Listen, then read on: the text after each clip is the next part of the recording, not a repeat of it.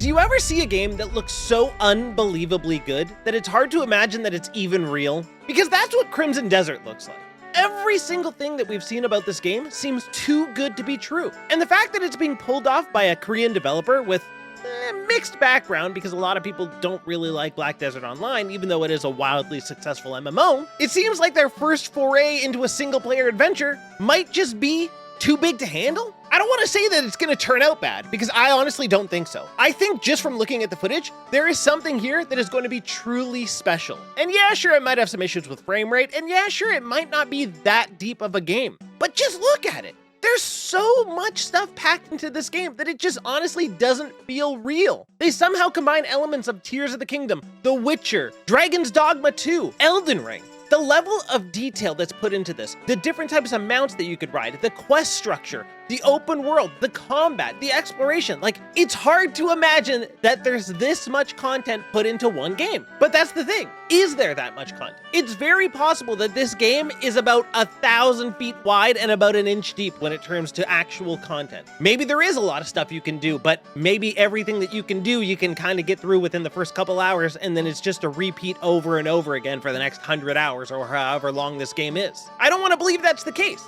especially seeing some of the footage where you can tell that there's crazy giant bosses. The exploration's insane, but there's still something about it that screams, it can't be real. How could it look this good and have so much content packed in? We've been tricked before, right?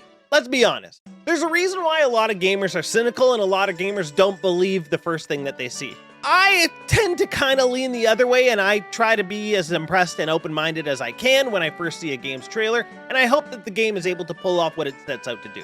Which is the case for this. I really, really hope that they're able to pull everything off. This game looks unbelievably good, but it's not always the case. Especially when it comes to this game, I'm trying to base my feelings off of things that I've been reading, and from impressions from people who have actually played the game. For example, Brad Ellis at Last Stand Media. He has said that this was the best game that he played at Summer Games Fest. He said that this game completely blew him away. And then when he saw that the actual person handling the demo grabbed the controller and the kind of things that they were pulling off with combos and just like their in-depth knowledge of how the combat system works, it blew him away even more. And that excites me, because a lot of times you see a game like this and they talk about like, oh, we got this crazy combat system, but then when you actually get to experience it for yourself, you're either mashing one button or two buttons, and then that's basically it. So to hear that you can actually take things to the limit, and I mean, you've seen the footage, it looks like you can do some crazy things in this game. But again, how are they pulling it off? Nobody seems to know, because what we have here looks like magic, if we're being totally honest. To have a game with this high quality and with so many different things into it, it just seems unreal. So if you don't know, in Crimson Desert, you play as Cliff, who's apparently the leader of something called the Greymanes, a band of battle-hardened mercenaries, who must fight to save the world from an impending catastrophe.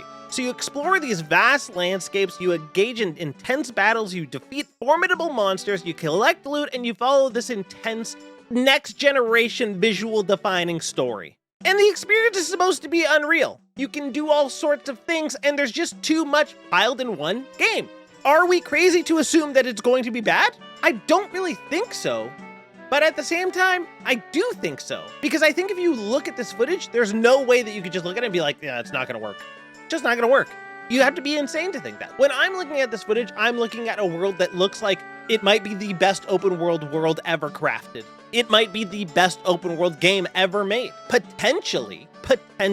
Because it seems to be grabbing everything that works from every other game and combining it into one. Now, obviously that doesn't always work. We've seen that from Highguard, where it's trying to combine a bunch of different multiplayer modes into one mode, and they're all kind of half-baked and it doesn't really flow well together. But in this case, from looking at it, it seems like they do. I think it's possible that what we have here is a genre-defining game. This could potentially be the greatest open world game ever made. And obviously we don't know that for sure. We haven't got our hands on it. So how could we know? But there are people who have, and they're saying it's good. And I want to believe them, because just look at it, dude. I know I keep saying that, but just look at it, man. Sometimes there's just games and they're telling you, hey man, we're coming out and we're gonna be good. And you just gotta play us. And I'm ready to play you, dude. I'm ready to be blown away by Crimson Desert. So blow me away, dude.